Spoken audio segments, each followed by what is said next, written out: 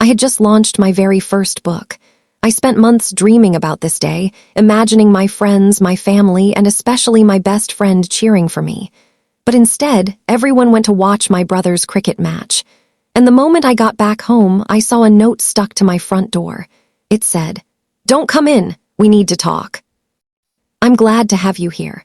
Follow my story until the end and comment the city you're watching from so I can see how far my story has reached. My name is Madison Clarke, and today was supposed to be the happiest day of my life. I woke up early, nervous, and excited. I put on my favorite blue dress, the one I saved for special occasions. I stood in front of the mirror and whispered to myself, "This is it, Madison, this is your moment." I had worked on my book for 2 years. Late nights, early mornings, endless cups of coffee. Every word, every chapter was a part of me. I booked a small hall at the local library for the launch. It wasn't fancy, but it was warm and perfect. I texted everyone that morning, my mom, my brother Jason, my best friend Emily, even my old college professor. I wrote, "See you at 4 p.m., can't wait."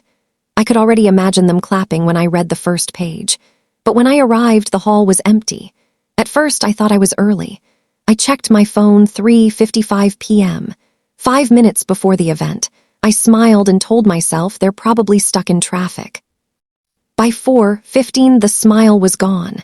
The only person there was Mrs. Parker, the librarian, who gave me a small pity smile and said, "I'm sure they'll come, dear." I nodded, but inside my stomach felt heavy. I called Emily, no answer. I called Mom, no answer. I even texted Jason, but nothing. Finally, Mrs. Parker said, "Why don't you just start? Maybe they'll join later." So I did. I read my favorite part of the book to an audience of one. When I finished, Mrs. Parker clapped softly. It felt worse than silence. After packing up, I walked out into the cold evening air. My phone buzzed. It was a group chat notification, family cricket updates. I opened it, and there it was. Pictures of my brother holding a trophy, everyone smiling, Emily standing right next to him. My mom was hugging him. The caption said, "What a great match, we're so proud of you, Jason."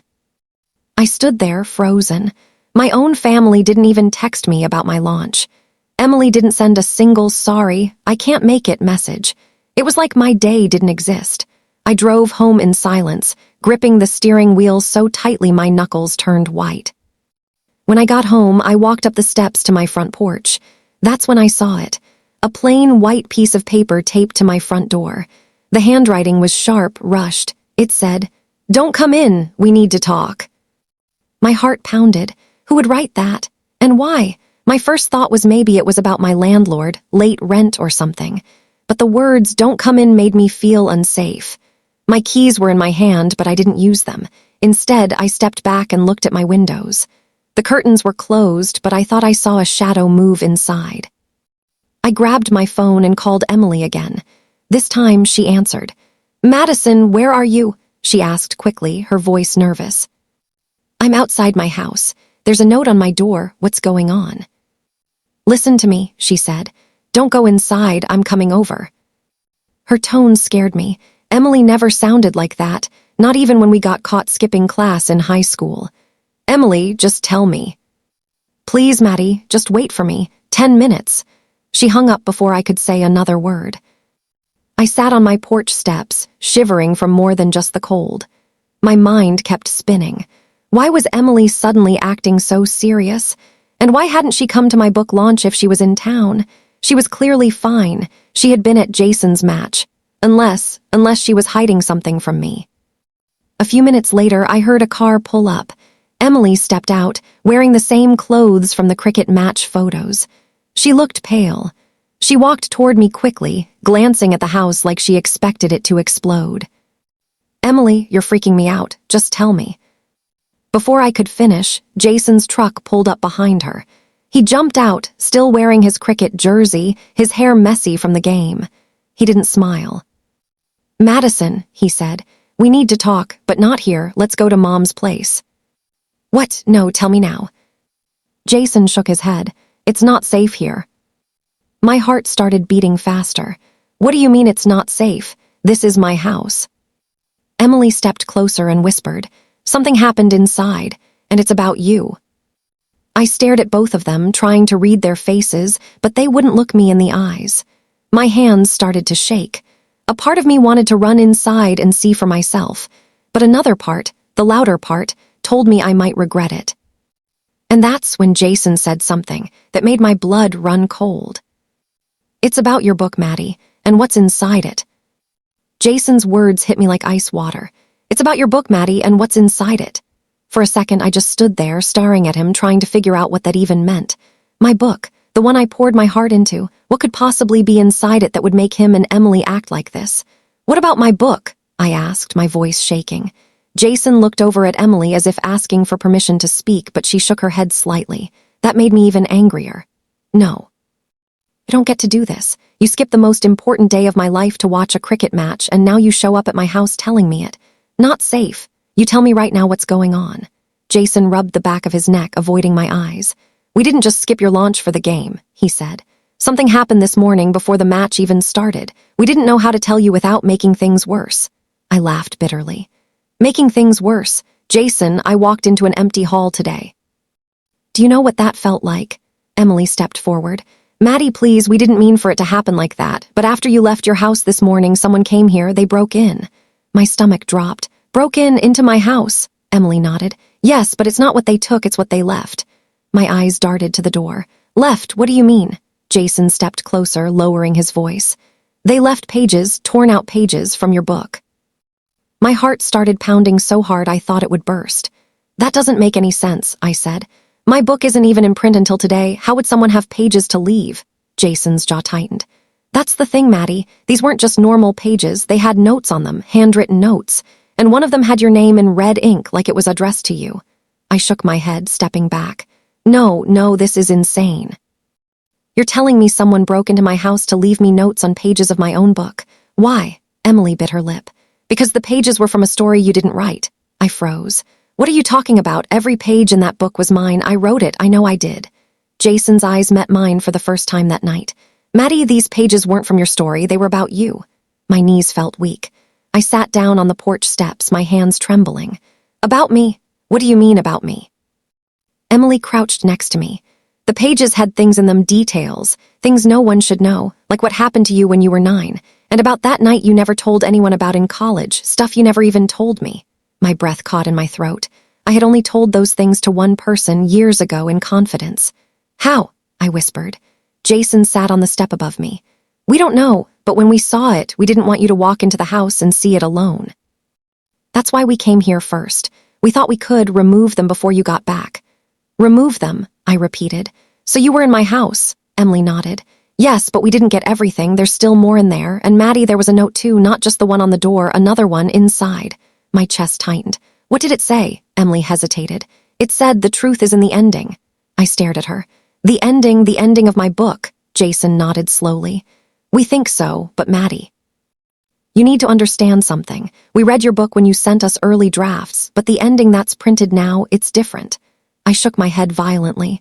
"No, I didn't change the ending. I sent it exactly the way I wrote it."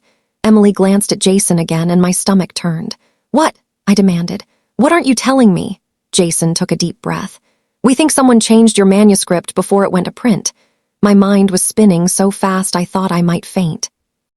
"That's impossible. I self-published. I uploaded the file myself. I checked it 100 times. Emily's voice was soft but urgent. "Maddie, this ending, it's not just different, it's personal. It talks about things no one should know, and it ends with something about next week." "Next week?" I repeated, confused. Jason nodded grimly. "It's a date, 7 days from now, and it says that's when the final chapter happens." My whole body went cold. "Are you saying someone used my book to send me a message? Some kind of threat?"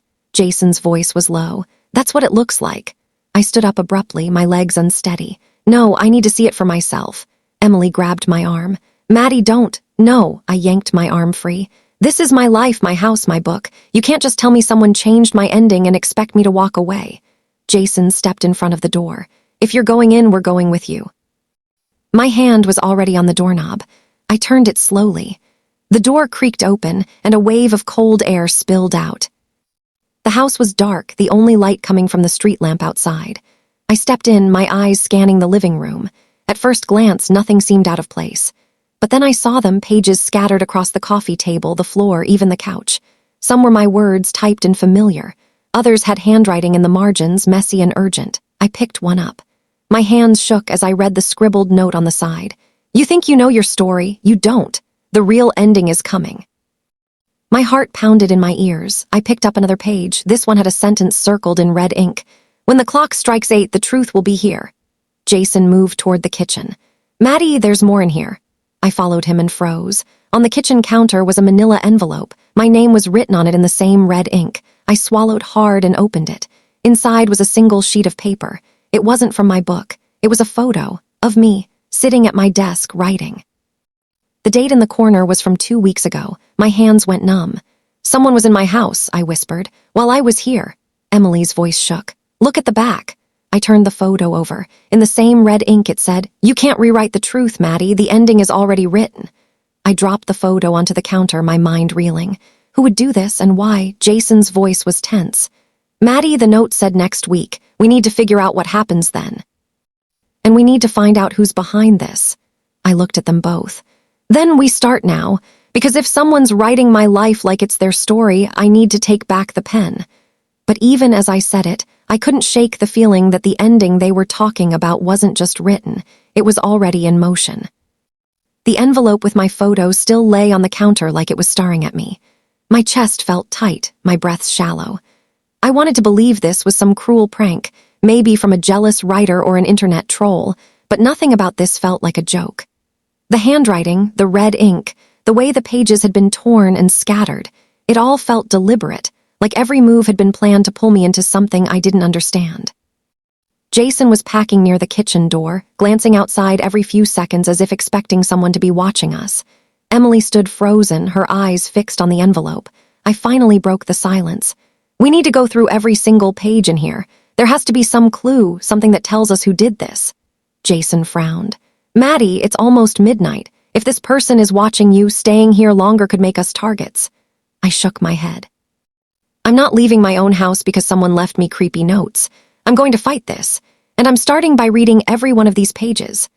I walked back to the living room and sat on the floor, pulling the pages into piles, my original printed words in one, handwritten notes in another. Emily sat beside me, quietly helping sort them. Some notes were short, just phrases like, you forgot this, or this is not where it ends.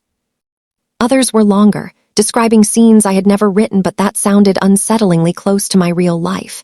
One page had a paragraph describing my bedroom, down to the chipped paint on the window frame and the tiny crack in the right corner of my dresser mirror. I had never mentioned those details to anyone. Emily pointed to it, her voice low. They've been in here more than once. My hands started to tremble again. Jason knelt down beside us. Look at this one.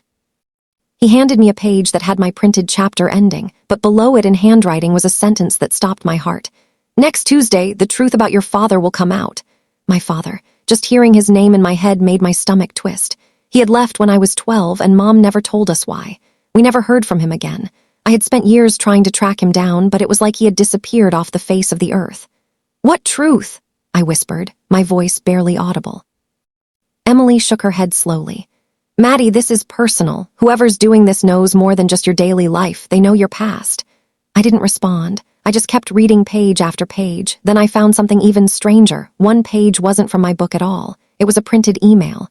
The header was cut off, but the body read, She doesn't remember. She thinks she wrote it, but she didn't. She only thinks it's hers because we let her. Wait until she sees the last chapter. My skin went cold. They're saying I didn't write my own book. Jason looked over my shoulder at the email. This is getting twisted. Maddie, could someone have sent you parts of a manuscript without you realizing it? Maybe you used them in your book without knowing. I snapped my head toward him. No, every word I wrote came from me. I would never steal someone else's work. But deep inside, a small, terrifying doubt was starting to grow.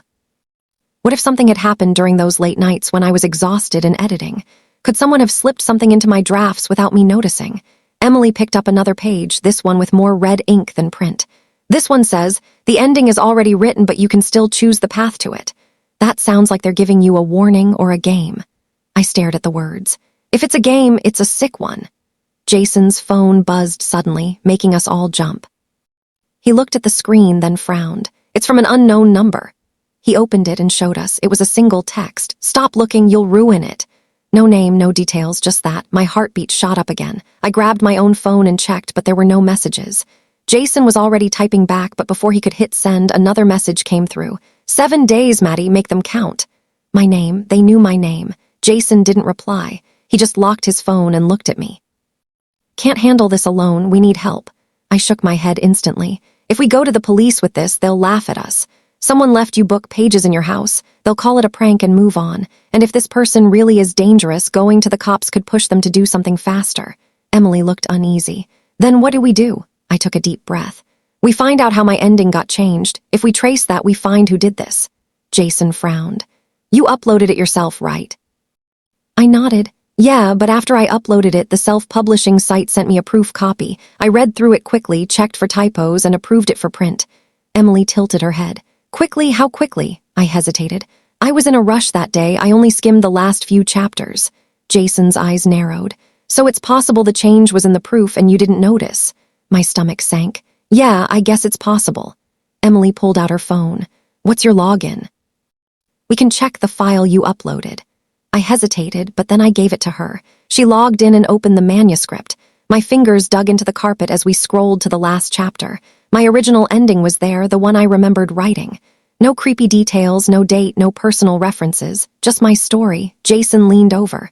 "So the change wasn't made to your file?" Emily nodded. "Which means it was changed after you sent it." I thought for a moment. "The only way that could happen is if someone at the publishing company edited it before printing." Jason's voice was sharp. "Then that's where we go next." Emily frowned. "But why would a random editor change your book to include personal details? That's not just unprofessional, it's insane." I stared at the printed pages scattered around us. "Because it's not random, this is personal, and I think whoever did this knows me." Jason crossed his arms. "Then tomorrow morning, we're going to that publishing office and getting answers." I nodded, but inside, I felt like the answers might be worse than the questions. As the clock ticked past midnight, we decided to stay together for the night. Jason took the couch, Emily slept in the guest room, and I locked myself in my bedroom.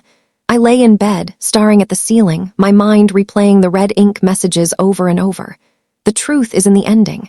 7 days. You think you know your story. Around 2 a.m., I heard a faint scratching sound near my window. My whole body tensed. Slowly, I sat up and looked. There was nothing, just the tree branch swaying in the wind. I tried to tell myself it was nothing. But then when I turned back to the bed, I saw it. Another piece of paper, lying on my pillow.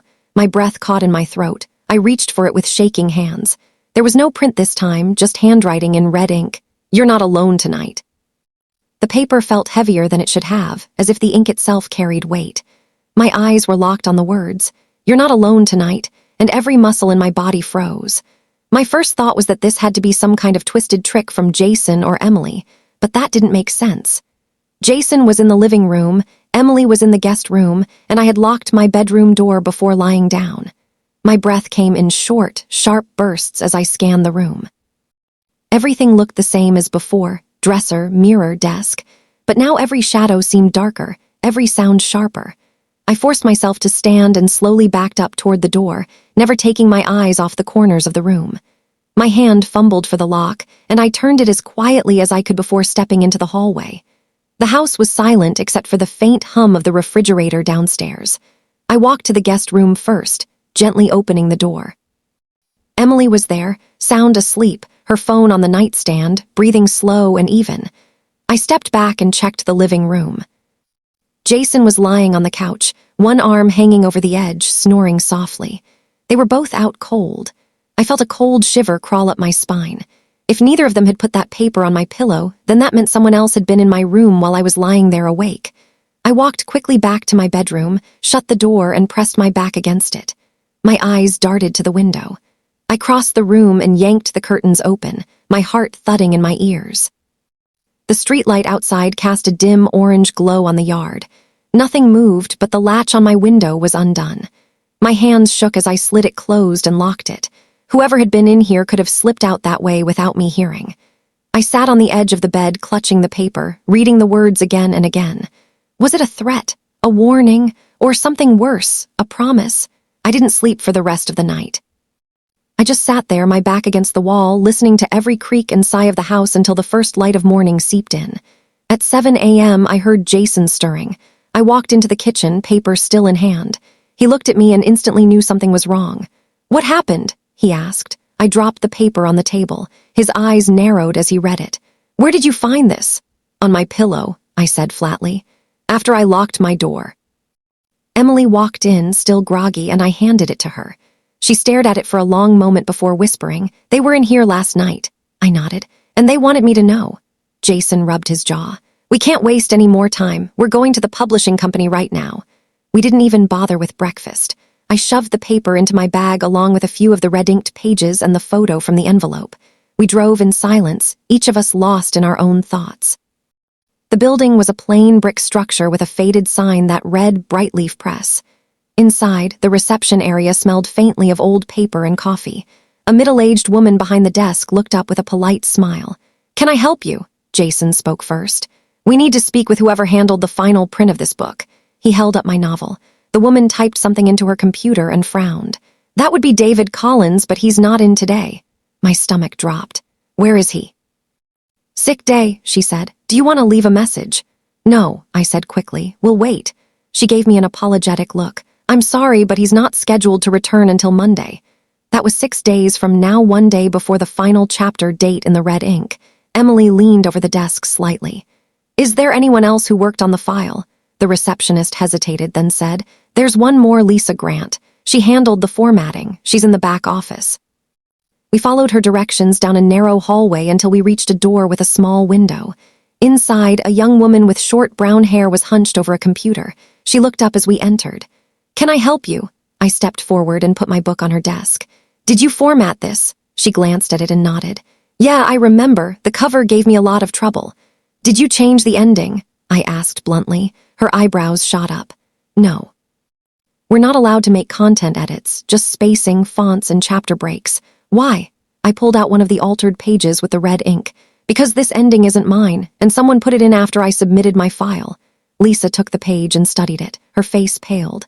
"This isn't our work, this handwriting, this isn't from anyone here." Jason stepped closer. "Could someone outside the company have accessed the file?" Lisa hesitated. "Not unless they had the admin login." "Only David and I have that." My pulse quickened. "And where does David live?" She looked uncomfortable. "I can't give out employee addresses." Jason crossed his arms. "Then give him a message, tell him Madison Clarke is looking for him and she wants to know why he's writing in her book." Lisa's eyes widened slightly. "Wait, David's writing. How do you know it's him?" I leaned forward. "Because whoever's doing this knows things about me no one else should, and I think David is the link." Lisa glanced toward the hallway, then lowered her voice. "Look, I don't know what's going on, but I do know this. David has been acting strange lately. He's been leaving early, coming in late, and once I caught him reading a manuscript that wasn't on his desk. When I asked him about it, he said it was unfinished business." The phrase made my skin crawl. "Do you know where he might be today?" She shook her head. "No, but if you're serious about finding him, check the old print room in the basement. He spends a lot of time there after hours." We thanked her and left the office. Back in the hallway, Jason muttered, "Basement sounds like exactly the kind of place someone would pull this kind of stunt." We found the stairs at the end of the hall and descended into a dimly lit basement that smelled of ink and damp concrete. Rows of old printers and stacks of paper lined the walls. In the far corner, a desk sat with a single lamp casting a circle of light. On it was a pile of papers, pages from my book, but not in any order. As we got closer, my stomach flipped. These pages had even more red ink than the ones in my house. In the margins were notes like, "She'll see this soon and don't forget the photo." And then I saw one that made my blood run cold. "Tuesday porch, 8 p.m. Emily picked it up, her voice shaking. "This is the date from your book. They're planning something." Jason dug through the pile until he found a manila folder labeled M. Clarke. Inside were printouts of my old social media posts, screenshots from my website, even photos of me from years ago. My hands trembled as I flipped through them. The last page was a list of addresses, places I had lived since childhood. All of them were crossed out except my current one. I dropped the folder as a wave of nausea hit me. "This isn't just some random editor," I whispered. "This is an obsession." Jason grabbed my arm. "We're leaving now." We raced back up the stairs, but as we stepped into the hallway, my phone buzzed. It was another message from the unknown number. Looking through my things, Maddie, naughty. My grip tightened on the phone. They knew we'd been in the basement. They knew where we were. Emily's voice was urgent. They're watching us. We have to go. But as we stepped out into the parking lot, I couldn't shake the feeling that we had just walked straight into the middle of their game, and that the next move was already waiting for me. The parking lot felt too quiet, the kind of quiet that presses on your ears until you can hear your own heartbeat. My phone was still in my hand, the words from the message burning in my mind. Looking through my things, Maddie, naughty. Jason scanned the lot like he was expecting someone to step out from behind a car.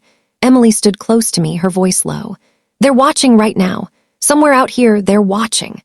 I tried to look casual as my eyes darted across the rows of vehicles. Most were empty, but a dark sedan sat parked near the far exit, engine running.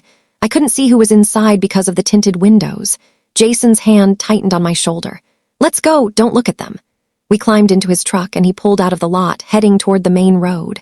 The sedan didn't move at first, but as soon as we turned the corner, I saw it in the side mirror, following. My pulse quickened. They're behind us. Jason didn't look back. I know. He took a sharp left onto a narrow street lined with old warehouses. The sedan followed, matching our speed. We're not going home, Jason said. We'll lose them first. He sped up, weaving through side streets, but the sedan stayed right with us. Emily gripped the handle above her window, her knuckles white. They're not even trying to hide it. Jason made another turn and suddenly slammed on the brakes. The sedan stopped a good distance behind us, idling. For a moment, no one moved.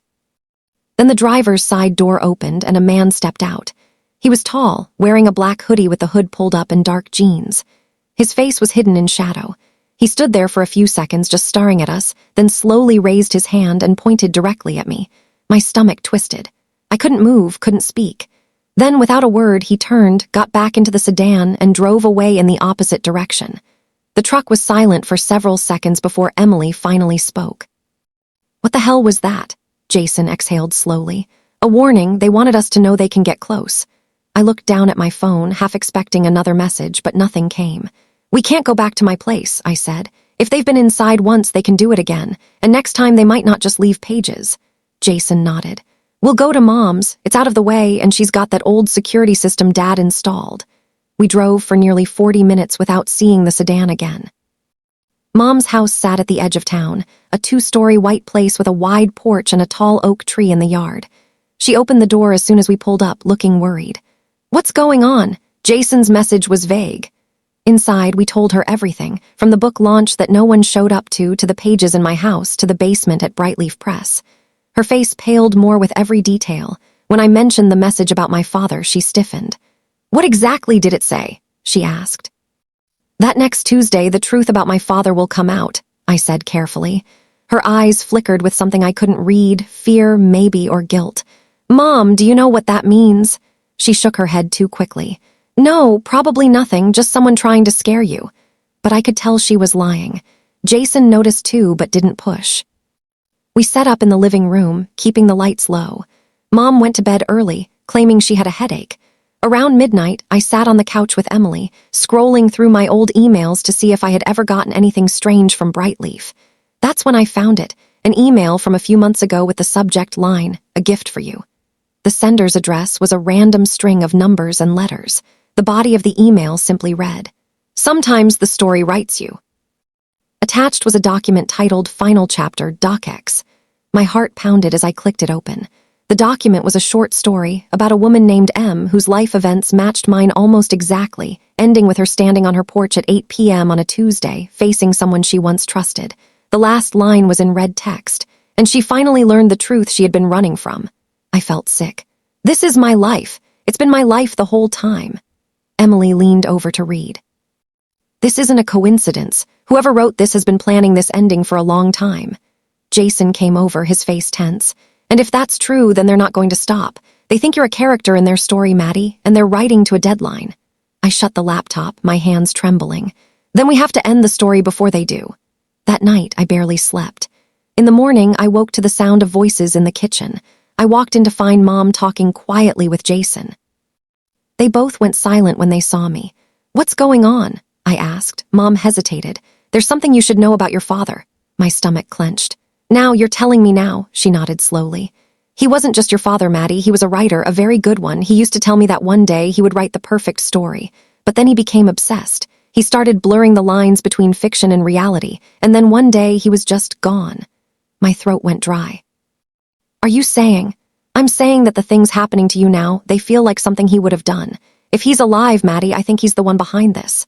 The room tilted slightly, and I had to grip the counter to steady myself. My father, the man I hadn't seen in nearly 20 years. Could he really be the one tormenting me? Jason's jaw tightened. If that's true, then Tuesday isn't just about the truth, it's about him showing up. Emily's voice was barely a whisper. And maybe about taking her. The idea made my blood run cold. I looked at Mom.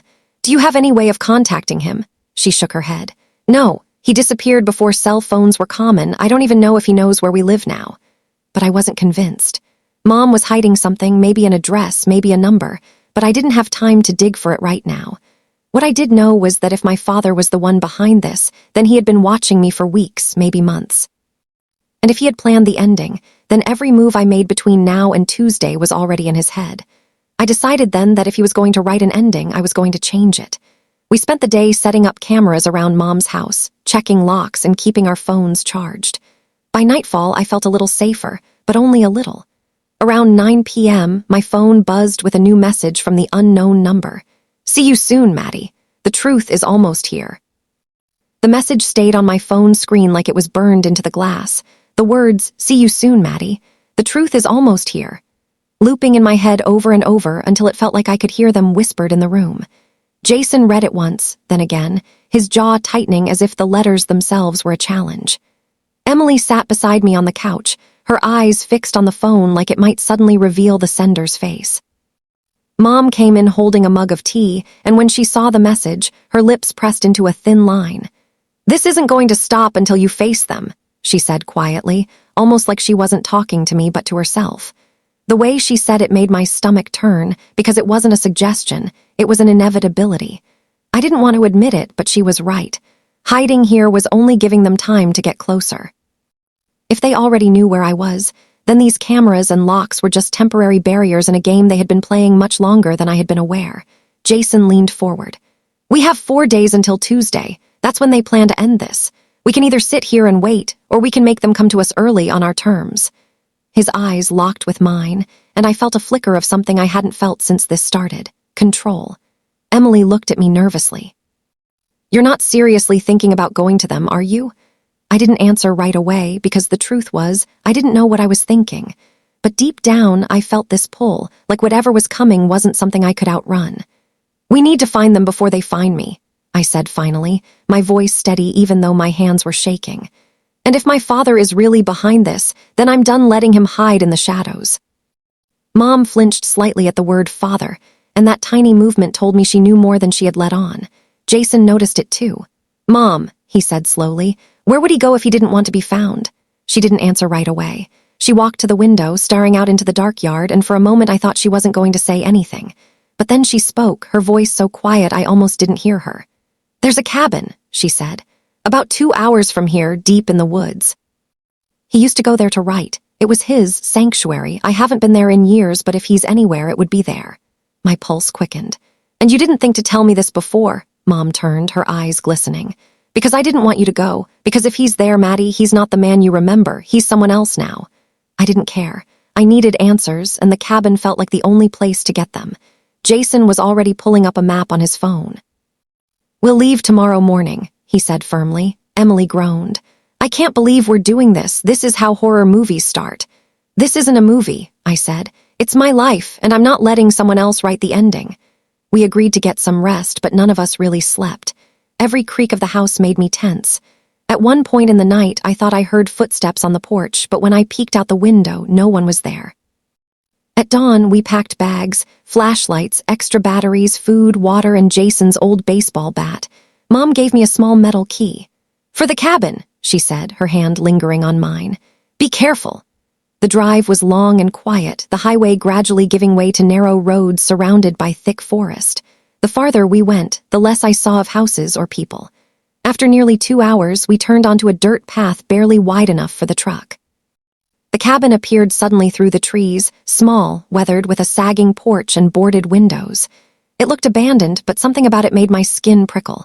Jason killed the engine, and for a moment the only sound was the wind in the trees. "No sign of the sedan," he murmured. We stepped out, the ground soft under our feet from last night's rain. I unlocked the door with Mom's key, and it creaked open into a dim, musty room. Dust coated the furniture, but the air didn't smell old. It smelled faintly of coffee and burnt wood, like someone had been here recently. Emily walked to a desk in the corner, her eyes scanning the piles of papers scattered across it. "These are all handwritten," she said, flipping through them. "It's scenes, dialogues, like a script." I moved closer and froze. Every page was in my father's handwriting. And every page described things that had happened to me in the past few weeks, down to the exact words I had spoken. My hands trembled as I flipped through more pages. The final one was dated tomorrow, Monday. The words on it made my breath catch. "She stands in the cabin reading the words that brought her here when the door closes behind her and the truth walks in." The room seemed to shrink around me. Jason cursed under his breath. "This means he's coming here, tomorrow." Emily's eyes widened. "Which means he knows you'd find this place." I put the pages down, my mind racing. If he was coming here tomorrow, we had one day to prepare. Jason and I checked the cabin for entry points, 2 doors, 4 windows, and a small back room that looked like it used to be a storage closet. We decided to set up a trap of sorts, nothing dangerous, just enough to give us an advantage. We stacked some furniture near the back door, placed noisy objects near the windows so we'd hear if anyone tried to come in, and kept our phones ready to record. By nightfall, the cabin felt like a pressure cooker. The air was heavy, and every snap of a twig outside made us tense. Emily sat with her back to the wall, Jason kept packing, and I sat at the desk staring at the last page of my father's writing. I kept wondering if he was watching us even now, maybe from the shadows outside. Sometime after midnight, I thought I heard movement in the trees, but when Jason shone his flashlight, there was nothing. Still, I couldn't shake the feeling that we weren't alone. Just before dawn, my phone buzzed. Another message from the unknown number. "You're in the right place, don't leave, the story ends here." I showed it to Jason, and he just nodded grimly. Then we wait. But waiting felt like torture. Every sound made my nerves fray.